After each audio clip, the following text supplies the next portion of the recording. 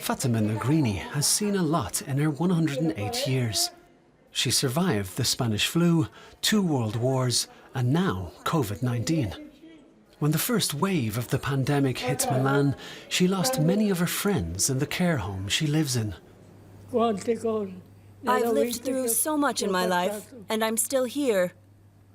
It looks like God has forgotten about me. Fatima Negrini feels lucky here in northern Italy and wants to help others.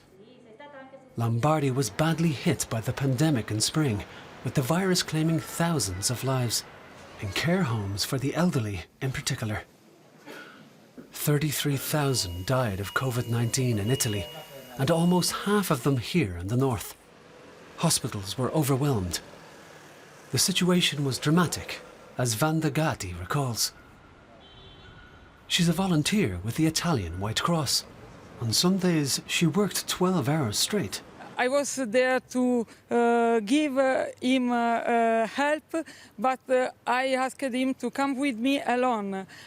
So this was one of the strange experiences, very different from before, because during the normal period, we take the patients and the relative or the caregiver with us on the ambulance to go to the hospital. For many, help came too late. The Campo 87 section of the city cemetery houses the graves of 128 unclaimed COVID-19 victims, buried in a hurry when the contagion risk was high. Either their relatives couldn't be found or couldn't organise funerals because they were ill or quarantining. It may now be made a permanent monument commemorating the victims of COVID-19. We lived in a very traumatic experience, like a tsunami, something that at the moment arrived and changed completely everything. So from that moment, we changed our behavior, our approach to the life. Now, in autumn, it's still mandatory to wear a mask inside all buildings. And also from 6 in the evening until 6 in the morning on crowded streets. Italy is doing everything it can to avoid a second lockdown. For weeks in spring, people weren't allowed to leave their homes.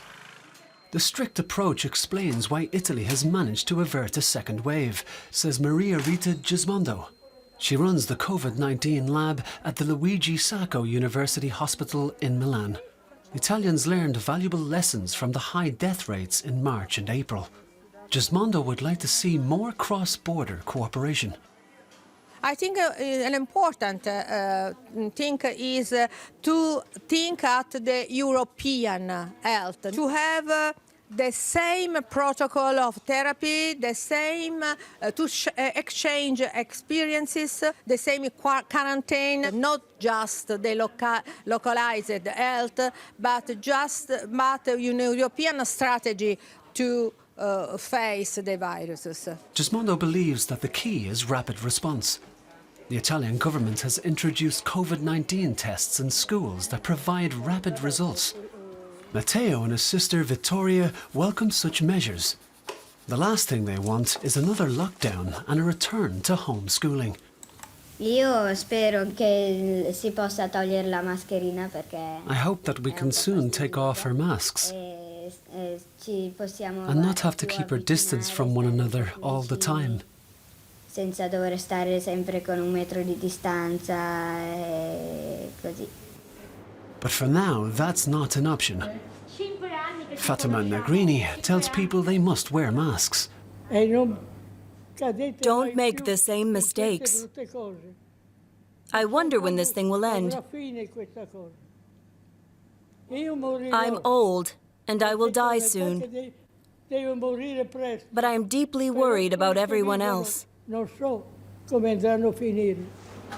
the meantime, she prays and hopes for the best.